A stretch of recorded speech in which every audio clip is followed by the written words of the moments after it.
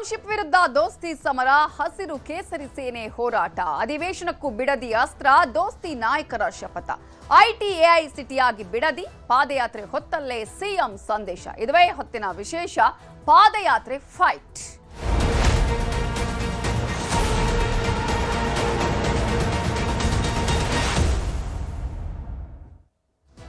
JDS ಯುವ ನಾಯಕ ನಿಖಿಲ್ ಕುಮಾರಸ್ವಾಮಿ ನೇತೃತ್ವದಲ್ಲಿ ಪಾದಯಾತ್ರೆ ನಡೀತಾ ಇದೆ. ಬೈರಮಂಗಲದಿಂದ ಬೆಂಗಳೂರು ಚಲೋ ನಡೆಸಲಾಗ್ತಾ ಇದ್ದು, ಬಿಜೆಪಿ ಜೆಡಿಎಸ್ ಸಮನ್ವಯ ಪಾದಯಾತ್ರೆಯಲ್ಲಿ ಸರ್ಕಾರದ ರೈತ ವಿರೋಧಿ ನೀತಿಯನ್ನ ಕುಮಾರಸ್ವಾಮಿ ಆರ್ ಅಶೋಕ್ ಖಂಡಿಸಿ ಸರ್ಕಾರದ ವಿರುದ್ಧ ಕಿಡಿಕಾರಿದ್ದಾರೆ. ಜೆಡಿಎಸ್ ಬಿಜೆಪಿ ಪಾದಯಾತ್ರೆಗೂ ಮುನ್ನವೇ ಸಿಎಂ ಡಿಕೆ ಶಿವಕುಮಾರ್ ರಾಜ್ಯದ ಜನರಿಗೆ ಸಂದೇಶವೊಂದನ್ನ ರಿಲೀಸ್ ಮಾಡಿದರು.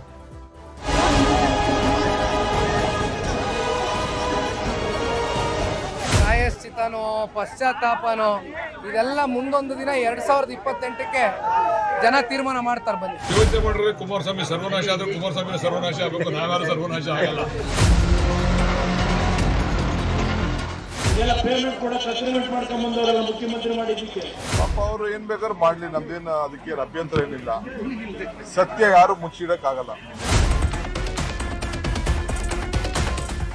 ಇದು ಈ ಸರ್ಕಾರದ ಸಾವಿನ ಕೊನೆ ಮೊಳೆಯನ್ನ ಒಡ್ಕೊಂತ ಇದ್ದಾರೆ ಅವರು. ಪಾದಯಾತ್ರೆ ಏನಿದೆಯಲ್ಲ, ಇದು ಪ್ರಾಯಶ್ಚಿತ ಪಾದಯಾತ್ರೆ. ಯಾಕೆಂತಂದ್ರೆ ಅವರೇ ಮಾಡಿರೋ ಕಾರ್ಯಕ್ರಮದ ಅವರೇ ಮಾಡ್ತಾ ಇರೋದ್ರಿಂದ, ಇದು ಹಿಂದೆ ಇವ್ರುಗಳೇನೆ ಇದನ್ನ ಮಾಡಬೇಕು ಅಂತ ಹೊರಟಿರ್ತಕ್ಕಂಥ ಜನ ಇವತ್ತು ಬೀದಿಗಿಳಿದು ಪಾದಯಾತ್ರೆ ಮಾಡ್ತಾರೆ ಅಂತ ಹೇಳಿದ್ರೆ ಇವ್ರ ನಾಯಕತ್ವದಲ್ಲಿ ಹೇಗೆ ನ್ಯಾಯ ಕೊಡ್ಸಕ್ಕಾಗತ್ತೆ ಹೇಳಿ. ಬಿಡದಿ ಟೌನ್ಶಿಪ್ ವಿರುದ್ಧ ರಣಕಹಳೆ ಮೊಳಗಿಸಿದೆ ಹಸಿರು ಸೇನೆ.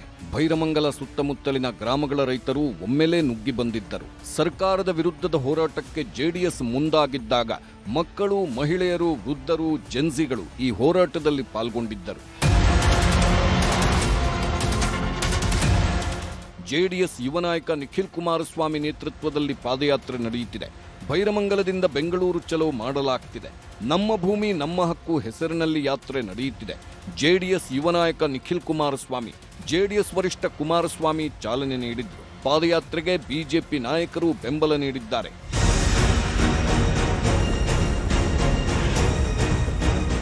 ಪಾದಯಾತ್ರೆ ಮಾಡುತ್ತಲೇ ನ್ಯೂಸ್ 18 ಜೊತೆ ನಿಖಿಲ್ ಕುಮಾರಸ್ವಾಮಿ ಮಾತನಾಡಿದ್ರು.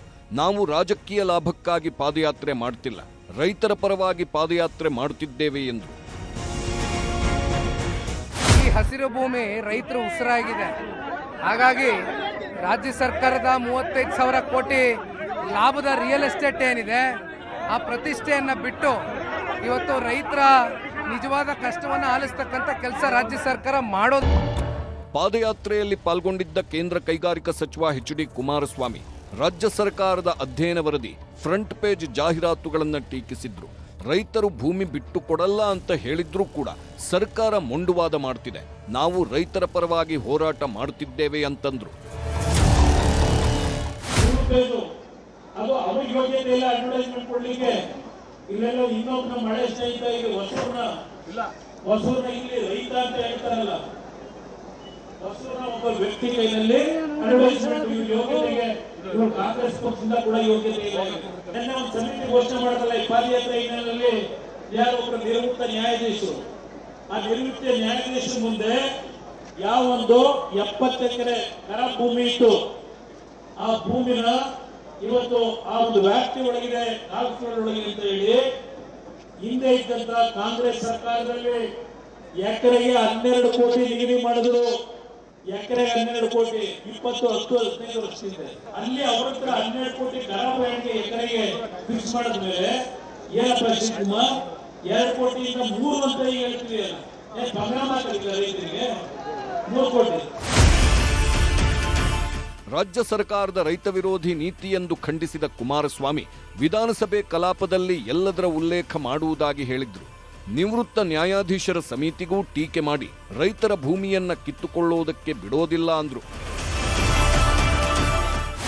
ತಾಯಿಗಳು ಪ್ರತಿನಿತ್ಯ ರೇಷ್ಮೆ ಬೆಳೆದು ಹಾಲು ಕರೆದು ಜೀವನ ಮಾಡ್ತಾವ್ರಲ್ಲ, 6 ಲಕ್ಷ ಲೀಟರ್ ಹಾಲು ಹಾಕಿ ಇವರೆಲ್ಲ ಜಮೀನು ಕೊಡ್ತೀವಿ ಅಂತ ಹೇಳ್ತಿರೋದು ಅಂತ ಪುಡಾರಿಗಳು ಇವತ್ತು ಭೂಮಿ ಕೊಡಕ್ಕೆ ತಯಾರಾಗಿದೆ. 2 ಕೋಟಿ ಕೊಡ್ತೀವಿ ಅಂತ ಅವ್ರಿಗೆ ಬೇಕಾಗಿರೋದು.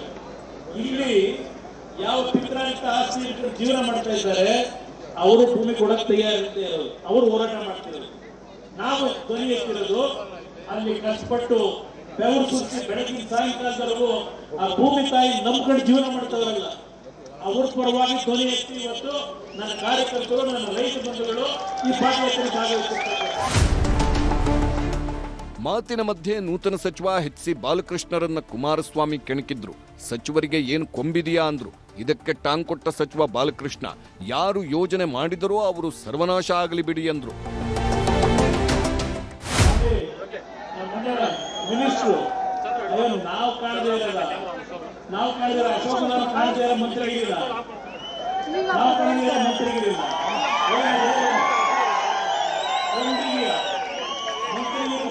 ಕೊಂಬಿದೆಯಾ? ಯಾವ ಪಕ್ಷದ ಕಾರ್ಯಕರ್ತರು ನಿಮ್ಮನ್ನ ನಿರಂತರ 3 ಬಾರಿ ಗೆಲ್ಲಿಸಿದ್ರು, ಯಾಕಪ್ಪ ನಮ್ಮನ್ನು ಬಿಟ್ಟೋಗಿದ್ದು? ಏನು ನ್ಯಾಯ ಮಾಡಿದ್ರು, ಏನು ತಪ್ಪು ಮಾಡಿದ್ರು? ನಾವು ಯೋಚನೆ ಮಾಡಿದ್ರೆ ಕುಮಾರಸ್ವಾಮಿ ಸರ್ವನಾಶ ಆದ್ರೆ ಕುಮಾರಸ್ವಾಮಿ ಸರ್ವನಾಶ ಆಗಬೇಕು, ನಾವ್ಯಾರು ಸರ್ವನಾಶ ಆಗಲ್ಲ. ಅವ್ರೇನಾದ್ರು ಸರ್ವನಾಶ ಆಗ್ಬೇಕು ಅಂತ ಹೇಳಿದ್ರೆ ಚಾಮುಂಡಿ ಮುಂದೆ ಯೋಚನೆ ಮಾಡಿದವ್ರು ಯಡಿಯೂರಪ್ಪ ಕುಮಾರಸ್ವಾಮಿ. ಆ ತಾಯಿ ನೋಡ್ಕೊಳ್ಳಿ, ನಾವೇನೇ ಅವ್ರ ಬಗ್ಗೆ ನಾವು ಹೇಳೋದು ಬೇಡ, ಹಂಗೆಲ್ಲ ಮಾತಾಡಬಾರ್ದು. ಒಬ್ಬ ಹಿರಿಯ ಸಚಿವರಾಗಿ ಕೇಂದ್ರ ಮಂತ್ರಿಗಳಾಗಿ ಹಂಗೆಲ್ಲ ಸರ್ವನಾಶ ಆಗಬೇಕು, ಅದೇನೋ ಇದಕ್ಕೆ ನುಗ್ಬಿಡಿ ಅಂತ ಸ್ವಲ್ಪ ಬಾಲಿಶವಾಗಿ ಅವ್ರು ಮಾತಾಡ್ತಕ್ಕಂಥದ್ದನ್ನ ಬಿಡಬೇಕು. ಆ ಯೋಚನೆ ಮಾಡೋರು ಸರ್ವನಾಶ ಆಗಲಿ ಅಂತಂದ್ರೆ ಮಾಡಿರೋರೇನೆ ಯಡಿಯೂರಪ್ಪ ಮತ್ತೆ ಕುಮಾರಸ್ವಾಮಿ. ಆ ತಾಯಿ ನೋಡ್ಕೊಳ್ಳಿ, ಯಾರು ಮಾಡೋರು. ಪಾದಯಾತ್ರೆಯಲ್ಲಿ ವಿಪಕ್ಷ ನಾಯಕ ಆರ್ ಅಶೋಕ್ ಮಾತನಾಡಿ ಸರ್ಕಾರದ ವಿರುದ್ಧ ಕಿಡಿಕಾರಿದ್ರು. ಸತ್ಯಶೋಧನಾ ವರದಿಯನ್ನ ಬಹಿರಂಗಪಡಿಸಿ, ಇಲ್ಲವಾದರೆ ನಾವು ಸದನದಲ್ಲಿ ಇಡೀ ವಿಚಾರವನ್ನ ಬಯಲಿಗೆ ಎಳೆಯುತ್ತೇವೆ ಎಂದರು. ಇದು ಈ ಸರ್ಕಾರದ ಸಾವಿನ ಕೊನೆ ಮೊಳೆಯನ್ನ ಒಡ್ಕೊಂತಾ ಇದ್ದಾರೆ ಅವರು. ಯಾರ್ಯಾರು ರೈತರ ಬಿಡದಿ ಟೌನ್ಶಿಪ್ ವಿರುದ್ಧ ದೋಸ್ತಿ ಪಾದಯಾತ್ರೆ ವಿಚಾರದ ಬಗ್ಗೆ ಬೆಂಗಳೂರಿನಲ್ಲಿ ಮಾತನಾಡಿದ ಸಿಎಂ ಡಿಕೆ ಶಿವಕುಮಾರ್, ಪ್ರಜಾಪ್ರಭುತ್ವದಲ್ಲಿ ಹೋರಾಟಕ್ಕೆ ಅವಕಾಶ ಇದೆ, ಕ್ಯಾಬಿನೆಟ್ನಲ್ಲೂ ಬಂದು ಹೋರಾಟ ಮಾಡಲಿ, ಹೊರಗೂ ಹೋರಾಟ ಮಾಡಲಿ ಎಂದಿದ್ದಾರೆ.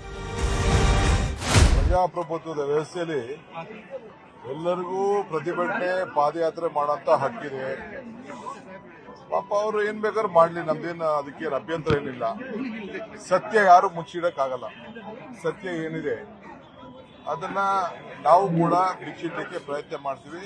ಬರಲಿ, ಅಸೆಂಬ್ಲಿಲಿ ಚರ್ಚೆ ಮಾಡಲಿ, ಪಾದಯಾತ್ರೆ ಮಾಡಲಿ, ಪ್ರತಿಭಟನೆ ಮಾಡಲಿ, ಯಾರಿಗೂ ಬಲವಂತ ಇಲ್ಲ. ಅಸೆಂಬ್ಲಿಲೂ ಮಾತಾಡಲಿ, ಅಸೆಂಬ್ಲಿಲೂ ಏನು ಉತ್ತರ ಕೊಡಬೇಕು ಮಾಡ್ತೀವಿ. ಏನೇನು ಕಂಪ್ಲೇಂಟ್ ಎಲ್ಲೆಲ್ಲಿ ಕೊಡಬೇಕು ಎಲ್ಲ ಕೊಡ್ಲಿ. ಅವಕ್ಕೆಲ್ಲ ಯಾವ ಸಂದರ್ಭದಲ್ಲಿ ಏನು ಉತ್ತರ ಕೊಡಬೇಕೋ ಕಾನೂನು ಕೊಡ್ತದೆ. ಇನ್ನು ಜೆಡಿಎಸ್ ಬಿಜೆಪಿ ಪಾದಯಾತ್ರೆಗೂ ಮುನ್ನ ಸಿಎಂ ಡಿಕೆ ಶಿವಕುಮಾರ್ ರಾಜ್ಯದ ಜನರಿಗೆ ಸಂದೇಶದ ವಿಡಿಯೋವೊಂದನ್ನು ರಿಲೀಸ್ ಮಾಡಿದ್ರು.